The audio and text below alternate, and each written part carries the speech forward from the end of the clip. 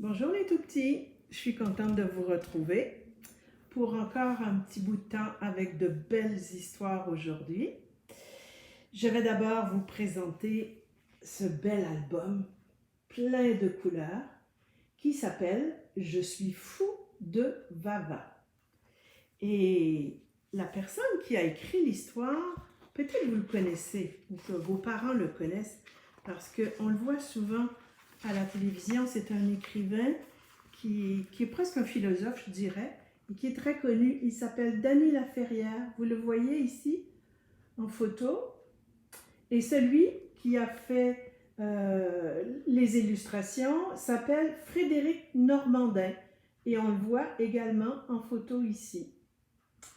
Alors, les deux ont fait tout ça et ils sont allés aux éditions La Bagnole, les éditions de La Bagnole. D'ailleurs, il y a un petit mot de Dany Laferrière qui dit « Il y a longtemps, très longtemps, j'étais un petit garçon de 10 ans, follement amoureux de Vava. Aujourd'hui, je suis un homme de plus de 50 ans et je suis toujours amoureux de Vava. L'amour est éternel. » Alors, si vous voulez, on va s'installer confortablement. On va fermer la petite fermeture éclair, tourner la clé, clic, et jeter la clé. Et on est prêt à écouter cette belle histoire. Je vais vous montrer tout de suite pour que vous compreniez ce que c'est. C'est comme s'il nous avait envoyé une carte postale. Vous savez, il y a quelques années, avant qu'on fasse tout par Internet, quand on allait en voyage, on envoyait des cartes postales à ceux qu'on aimait pour dire, eh bien, on est en voyage, mais on fait des belles activités, etc., etc. Alors maintenant, je vous lis ce qu'il nous a écrit dans ce livre carte postale.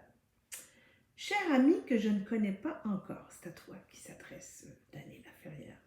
Tu as peut-être mon âge et tu vis toi aussi avec ta grand-mère dans une petite ville de l'autre côté de la mer des Caraïbes.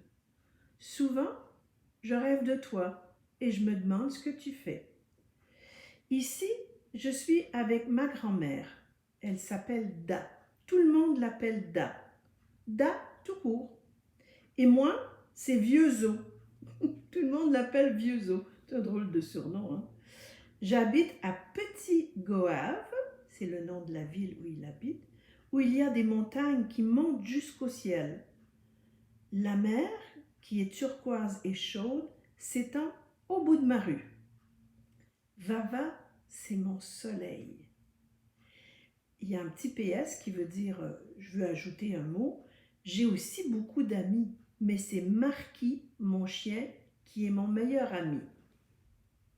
Je t'envoie cette lettre par mon complice, l'oiseau noir, pour te raconter l'été de mes 10 ans. Alors, vous voyez, on voit Vieux-Zo qui est sur le bord de la mer, on voit l'oiseau qui s'en vient nous porter sa lettre ou sa carte postale, et on voit tous les dessins qu'ils ont faits pour nous faire connaître cet endroit qui est une île au sud du Canada, au sud des États-Unis, qui s'appelle Haïti. On en entend parler parfois. Les flamboyants explosent en fleurs. Les flamboyants, c'est une sorte de fleurs très, très, très rouges, magnifiques qu'on voit dans des pays qui sont plus chauds que le Canada. Donc, nous, on n'a pas des flamboyants ici, mais eux, ils en ont. C'est la fin des classes et comme toujours, mon chien Marquis m'attend à la porte de l'école. On ne se quitte jamais. Regardez, ça c'est son école et on voit son chien qui l'attend à la fin de l'école. Le mois de juillet me rend toujours triste car j'ai peur que Vava ne parte en vacances avec sa mère. Vava ne sait pas que je suis fou d'elle. Alors, voici l'école de Vava et on voit Vava qui est la petite jeune fille avec une robe jaune. Et Vava, je crois que c'est l'amoureuse de Vieux-Zo. Mais elle ne le sait pas encore. Cet été, je n'aurai peut-être pas la bicyclette dont j'ai tant rêvé. De toute façon, je ne pourrai pas la monter car j'ai des vertiges. Des vertiges, c'est quand la tête nous tourne si on n'est pas les deux pieds par terre. Mais rien ne m'attire autant qu'une bicyclette contre un mur, surtout une bicyclette rouge. Regardez à quoi il rêve, notre ami. Une belle bicyclette rouge. C'est vrai qu'elle est jolie, hein? Ma cousine Didi est amoureuse de mon ami Franz. Je le sais parce qu'elle ne le regarde jamais. Et j'ai l'impression que Vava aussi aime Franz. Alors, j'aimerais bien, moi, être Franz. Alors, on voit notre ami Vieux-Zo qui est avec deux de ses amis et Franz, c'est celui du milieu. Et on voit les petites filles qui le regardent et on voit évidemment Vava. Elle est très jolie, Vava. Un lézard vert fait semblant de dormir pour attraper une mouche. Ma grand-mère, Da, se sert une tasse de café. Et une goutte brûlante de son café tombe sur le dos du lézard qui file dans l'herbe haute. Regardez, les après-midi, quand il n'y a pas d'école, il les passe sur la galerie avec sa grand-mère Da. Et il regarde les petites fourmis et les lézards. C'est la fin de l'après-midi et le début du soir. Le ciel est tout rose, l'air sent les fleurs. Et là, on voit qu'il y a son chien qui est à côté de lui, sur la galerie, ainsi qu'un petit canard. Les dessins sont très très beaux dans cet album.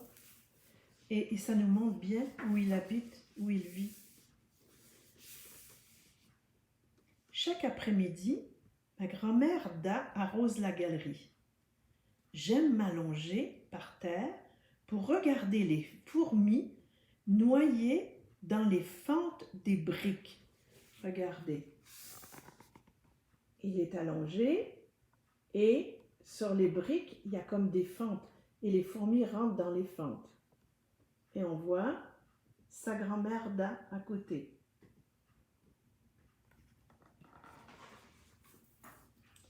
Avec un brin d'herbe, je tente de sauver quelques-unes des fourmis. Vous voyez, on voit très très bien dans le dessin l'eau qui s'infile dans les fentes et lui, il essaie de sauver quelques fourmis avec son brin d'herbe pour pas qu'elles entrent dans les fentes ou qu'elles se noient dans l'eau.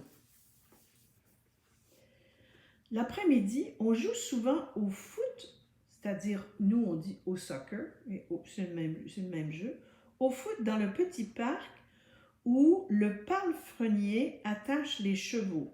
Un palefrenier, c'est le nom du travail de celui qui s'occupe des chevaux, de les nettoyer, de s'assurer qu'ils ont tout ce dont ils ont besoin. On ne s'arrête que lorsqu'il fait tout à fait noir. Une fois, on a continué de jouer malgré l'obscurité. C'est toujours ainsi au début des grandes vacances.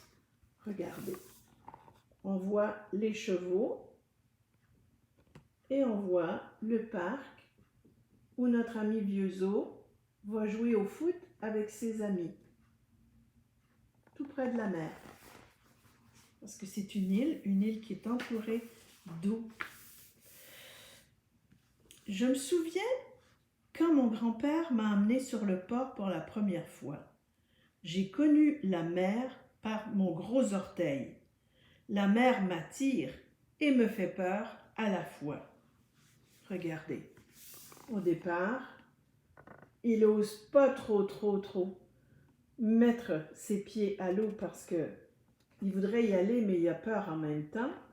Et voici que son grand-père le met dans l'eau. Et là, il y a des petits poissons qui arrivent. Et si les poissons me mangeaient ma jambe? Eux savent sûrement que j'ai déjà mangé du poisson. Comme lui, il mange du poisson, il pense que les poissons vont vouloir le manger. Je suis certain que si le ciel est si bleu, c'est à cause de la mer. La mer a des poissons et le ciel a des étoiles. Quand il pleut, c'est la preuve que le ciel est liquide. Lui, il pense que le ciel, c'est liquide. Alors, on voit bien la mer et ses poissons, le ciel qui a des étoiles, et le ciel, parfois, qui devient liquide quand il se met à pleuvoir.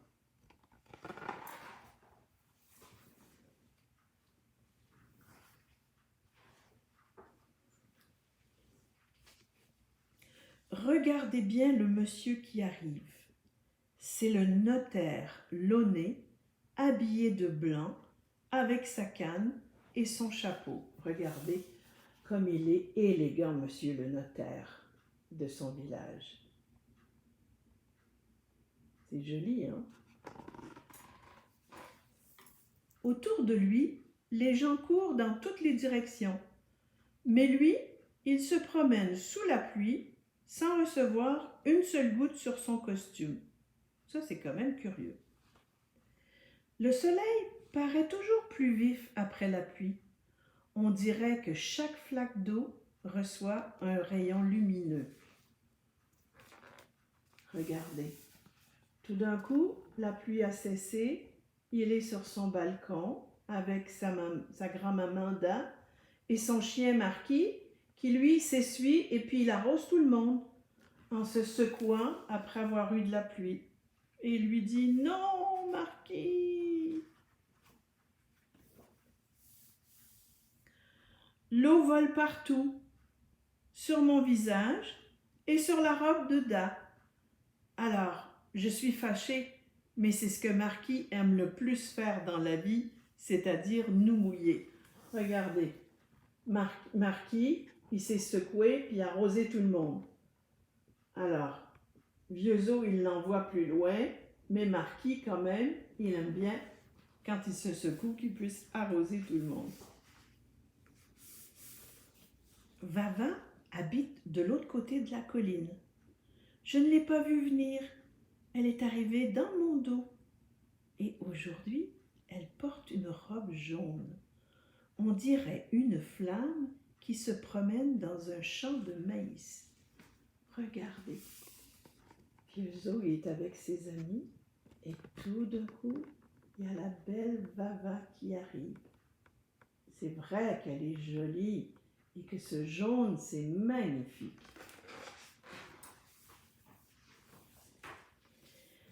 Ma cousine Didi n'arrête pas de rire quand elle est sur le vélo de Franz. Et Zina aussi. Franz, il sait faire rire les filles, lui. C'est Vava que j'aimerais faire rire, moi. Hein? C'est agréable d'avoir un amoureux qui nous fait rire. C'est important de rire dans la vie. Hein? Alors, si je m'approche trop d'elle, mon cœur se met à battre à toute vitesse. On dirait qu'il va sortir de ma bouche pour tomber par terre. Et si je le vois là, à mes pieds, sur le point de se faire dévorer par une colonie de fourmis. « Ah, j'ai chaud, dit-il, j'ai froid, je me sens très mal. » Regardez notre Vieux-Zo.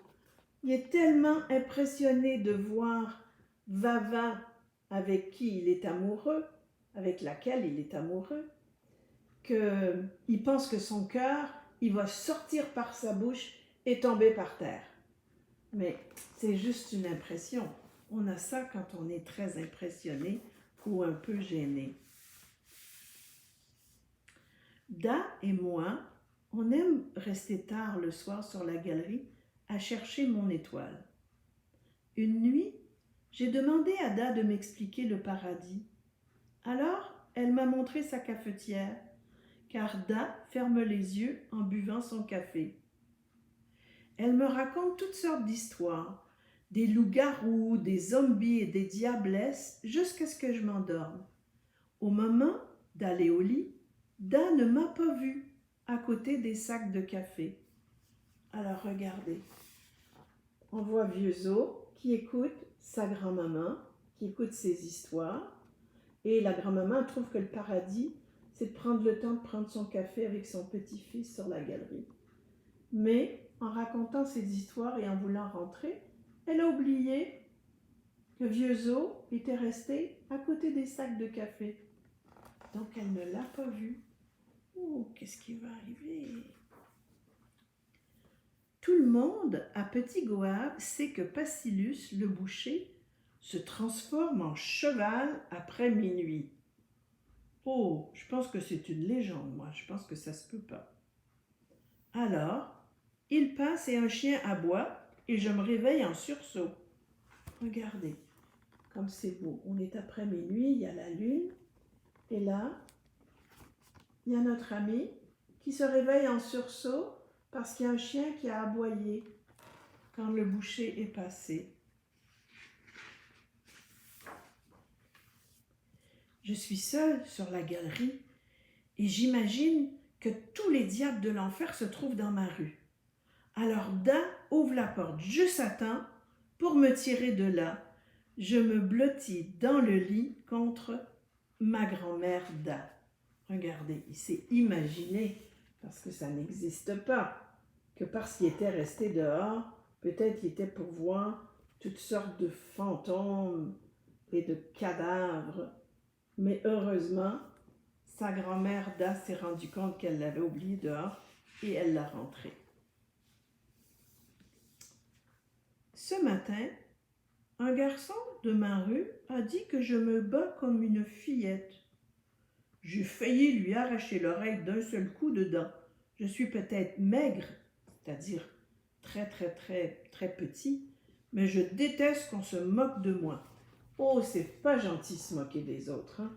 On ne fait pas ça. Je suis certaine que vous ne faites pas ça. Alors, il s'est défendu et il a mordu l'oreille du petit copain qui se moquait de lui. J'espère qu'il ne l'a pas mordu trop fort. Je suis allée dans une fête chez ma cousine Didi. Tout le monde danse, mais moi je ne bouge pas de mon coin, car j'attends de voir Vava dans sa belle robe jaune. Didi me demande de danser avec Vava, et quand elle a mis ma main dans celle de Vava, mon cœur s'est mis à battre si fort que j'ai arrêté de respirer. Regardez, c'est la fête avec les amis, tout le monde s'amuse, tout le monde danse. Et quand sa cousine met sa main dans la main de Vava pour qu'il l'amène danser, il est tellement impressionné qu'il a perdu connaissance. Il est tombé par terre. Pouf! Aïe, aïe, aïe, aïe, aïe, notre ami, il est très impressionné, hein? On me ramène à la maison et Da me fait respirer du camphre. C'est quelque chose qui est assez fort qu'on donne pour réveiller les gens qui perdent connaissance. J'aime bien l'odeur du camphre. Elle me picote le nez et me monte à la tête. Alors Da passe du temps à côté de moi à mon chevet. Parce que je pense que la grand-maman doit être inquiète de voir son petit-fils qui est tombé par terre, qui a perdu connaissance. Ma grand-mère a appelé la guérisseuse qui est venue ce matin. Elle m'a longuement massée avec de l'huile, mais elle me fait peur avec sa tête de vautour. Regardez, la massothérapeute qui vient le voir, la guérisseuse, c'est une personne qui, avec des massages, aide les gens à guérir dans son village. Mais elle a une drôle de tête avec ses cheveux et ça fait peur à notre amie.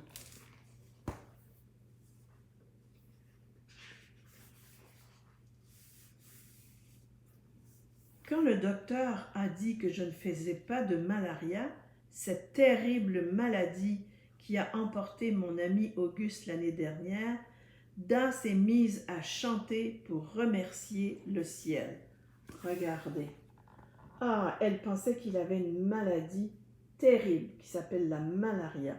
C'est une maladie que les gens peuvent attraper quand ils vivent dans les pays chauds. Ben, pas de danger que ça nous arrive, la malaria au Canada, hein, parce que pour le moment, c'est pas très chaud ici. Alors, après cela, Dan m'a donné un bain de feuilles d'oranger dans la cour. Ma fièvre est partie, mais dès que je ferme les yeux, je vois encore la belle robe jaune de Vava. Regardez. Et dans la cour, dehors, parce qu'il fait chaud dans ce pays-là. Et puis, il se fait laver par Dan avec la fleur d'oranger. Oh, ça sent très, très, très bon, la fleur d'oranger. Ce sont les fleurs des âmes qui nous donnent ensuite les oranges. Les grands yeux noirs de Vava viennent se poser comme des papillons sur mes paupières. Et brusquement, j'ai une envie irrésistible d'apporter un bouquet de fleurs sauvages à Vava. Regardez, il pense à Vava, il rêve à elle. Oh, qu'elle est jolie. Alors il se dit, peut-être qu'elle serait contente si je lui apportais des fleurs. Alors il se rend chez Vava, mais il voit la bicyclette du forgeron. Elle est rouge, comme la bicyclette dans mes rêves. Si Montilas, le forgeron, m'attrape, il me fera fondre comme du métal. Un forgeron, c'est une personne qui fait fondre le métal et puis ensuite avec, eh bien, en fait, il fait fondre le métal dans un feu très, très, très chaud et avec ce métal-là, eh bien, il le forme, soit pour que ça devienne des tuyaux, que ça devienne une bicyclette. Donc, il a peur que s'il prend la bicyclette du forgeron, eh bien, il va le faire fondre. Je ne peux pas résister à cette bicyclette qui m'attend pour filer vers le sud. Regardez, on voit le forgeron avec le feu qui est en train de faire son travail et sa belle bicyclette rouge qui est une grosse tentation pour notre ami Vieuxo qui est allé chercher des belles fleurs dans les champs.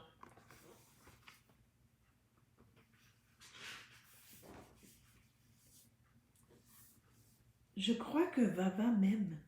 Je cours, je vole l'écrire à toi qui vis de l'autre côté de la mer. Toute la planète doit savoir que Vava m'aime. Alors je te dis à bientôt pour une autre histoire. Et c'est signé Vieuxo avec son adresse 88 de la rue Lamarre à Petit Goyave. Regardez, il a apporté un joli bouquet de fleurs. Je pense que Vava a dû lui donner un petit bisou sur la joue pour le remercier. Et maintenant, il sait que Vava l'aime, donc il est content. Et c'est comme ça qu'il nous a raconté son histoire d'amour avec Vava. Et vous voyez, ici, à la fin du livre, eh bien, son ami Frédéric Normandin, l'illustrateur, nous a montré des petites esquisses, c'est-à-dire, c'est comme le brouillon, les premiers dessins qu'il a fait pour préparer ce magnifique album. Et cuit, l'histoire de ce jeune garçon fou de Vava est finie. C'est assez particulier, hein? C'est assez intéressant comme histoire. C'est comme s'il voulait vraiment nous parler de lui et nous raconter sa première amoureuse qui s'appelle Vava. J'espère que vous avez apprécié. Les dessins sont vraiment très jolis, plein de vie, plein de couleurs. Et maintenant, pour la deuxième partie de notre rendez-vous, je vous parle de Monsieur Rapide.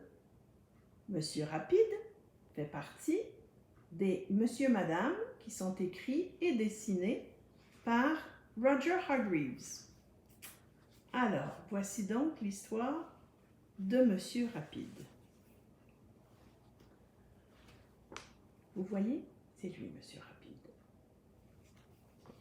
Il n'y a jamais eu personne d'aussi rapide que Monsieur Rapide. Ce que tu fais en 1 minute, lui le faisait en 1 seconde. Par exemple, s'il avait ouvert ce livre en même temps que toi, il serait déjà rendu à la dernière page. Monsieur Rapide avait construit lui-même sa maison. Regardez comme elle est jolie. Sais-tu comment il l'avait appelé? Il l'avait appelé Mon Dimanche. Pourquoi? Parce qu'il l'avait construit en une seule journée qui était un dimanche. Pouf! Très rapide. Par un beau matin d'été, Monsieur Rapide se réveilla à 6 heures précises. 6 heures du matin. Il sauta de son lit, prit son bain, se lava les dents, prépara son petit déjeuner, l'avala, lut son journal, fit la vaisselle, fit son lit, nettoya sa maison de la cave au grenier. Et à 7 heures, il avait tout terminé. Oh, c'est rapide, n'est-ce pas? Il en avait fait des choses en 1 heure, Monsieur Rapide. Oh, je suis certaine que toi, quand tu te lèves le matin, tu aimes mieux prendre ton temps. Hein? Le voisin de Monsieur Rapide, lui, n'était pas aussi rapide. En fait, il n'était pas rapide du tout. Il s'appelait Monsieur Lent. Monsieur Lent, c'est le contraire de Monsieur Rapide. S'il avait ouvert ce livre en même temps que toi, il l'aurait lu comme ça. Et il en serait encore à la dernière page. Pardon, à la première page, excusez-moi, parce qu'il est lent. Ce matin-là, quand Monsieur Rapide frappa à sa porte à 7h05, Monsieur Lent dormait à point fermé. Car la veille, après son repas du midi, il était allé faire une petite sieste. Et sa sieste durait encore. Oh, non seulement Monsieur Lent, il est lent, mais c'est Monsieur Dormeur aussi, hein? Il fait des grosses siestes. Alors, entendant frapper à sa porte, qui est là? Demanda Monsieur Lent en ouvrant les yeux. C'est moi, Monsieur Rapide, dit Monsieur Rapide. Je peux entrer? Et sans attendre la réponse, il poussa la porte. Où êtes-vous? Cria-t-il. Je suis en haut. Monsieur Rapide grimpe à l'escalier 4 à 4. Regardez comment il va vite. 4 marches à la fois. Quoi? S'exclama-t-il. Vous êtes encore au lit? Il obligea Monsieur Lent à se lever, puis il lui fit son lit, lui prépara son petit déjeuner et lui nettoya sa maison. Pauvre Monsieur Lent, il détestait être bousculé. Monsieur Lent, il aime bien prendre son temps.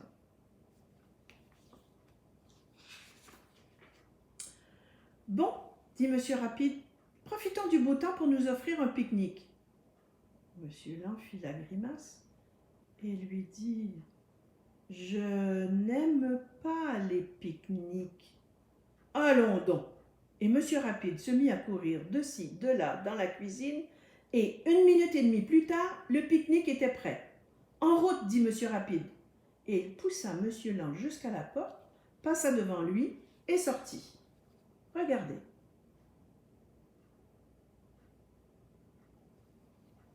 Je pense qu'il n'a même pas pris le temps de demander à Monsieur Lent si ça lui disait. Tu te doutes bien que Monsieur Rapide marchait très vite. Et tu te doutes bien que Monsieur Lent, lui, marchait lentement comme une tortue. Monsieur Rapide avait déjà parcouru 1 kilomètre. Voilà. Il marche au pas de course, parce qu'il fait tout rapidement. Alors que Monsieur Lent arrivait à peine à la clôture de son jardin. Comme une flèche, Monsieur Rapide revint sur ses pas. « Dépêchez-vous » ordonna-t-il à Monsieur Lent. « Je ne peux pas me dépêcher, » dit Monsieur Lent. « Alors, nous allons pique-niquer dans votre jardin, » fit Monsieur Rapide. « Mais il faut tondre la pelouse. Attendez-moi, j'en ai pour 1 minute. » Et à toutes jambes, il fila chez lui pour aller chercher sa tondeuse à gazon. Il revint avec sa tondeuse et à toute vitesse, il tondit le gazon de Monsieur Lent en 2 minutes et demie. Il aurait mis 2 minutes seulement s'il n'avait dû contourner Monsieur Lent qui, lui, ne s'était pas écarté à temps. Vous voyez, il est en train de tondre le gazon chez Monsieur Lin. Alors que Monsieur Lin, il lui a rien demandé. Bon, cria Monsieur Rapide, c'est l'heure du pique-nique. Et tous deux, par cette belle journée d'été, firent un bon pique-nique. Bien sûr, Monsieur Rapide fit un meilleur pique-nique que Monsieur Lin, car il mangea davantage que lui. Regardez les amis, ils sont bien installés pour leur pique-nique. Monsieur Rapide s'étendit sur la pelouse. « Merveilleux, dit-il, j'adore les pique-niques. »« Pas moi, répondit Monsieur Lin. Et demain, poursuivit Monsieur Rapide, sans même écouter son ami, nous irons pique-niquer pour de bon, mais à la campagne. Monsieur Lin fit la grimace. Regardez ces grimaces. Je viendrai vous chercher de bonne heure, ajouta Monsieur Rapide. Monsieur Lin fit une autre grimace. À demain, dit Monsieur Rapide. Et il rentra chez lui pour nettoyer sa maison, du grenier à la cave. Au lendemain, Monsieur Rapide sauta de son lit à 5 heures du matin, prit son bain, se lava les dents, prépara son petit déjeuner, l'avala, lut son journal, fit la vaisselle, puis son lit et nettoya sa maison de la cave au grenier. Et à 6 heures du matin, il avait tout terminé. Alors, il courut chez Monsieur Lin et frappa à la porte. « Venez vite, cria-t-il, on s'en va à la campagne. » Regardez, il avait fait tout le ménage rapidement chez lui.